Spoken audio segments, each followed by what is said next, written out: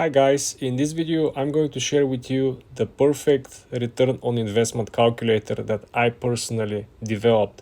I put this on my blog post, it's completely free guys.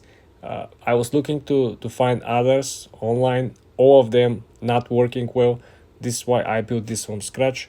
So I'm gonna put the link from this calculator in the description of this video.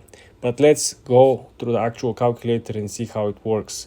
First of all, when you click on the link underneath, you're gonna be forward to this page over here.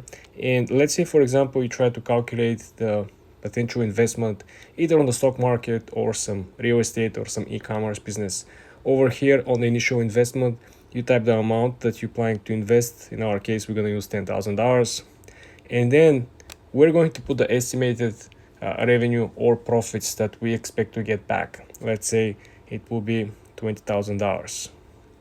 In this example, also I included the periods. This is important because some of the investments might be long-term, which means over 1 year period, and others could be short-term. So here you can essentially put 1 year, and this will calculate our potential return. I also include the small pie chart underneath, so you will see the return, you will see the representation of the data, and you will be able to understand the concept. So this is profitable because the numbers are even, it's very easy.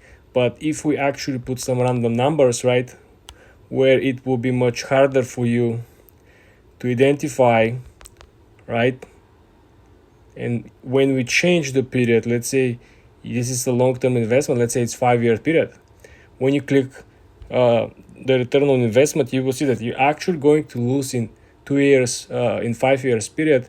This particular investment with this expected return, you're going to lose around $2,111. So if you guys looking for this particular calculator, it will be down in the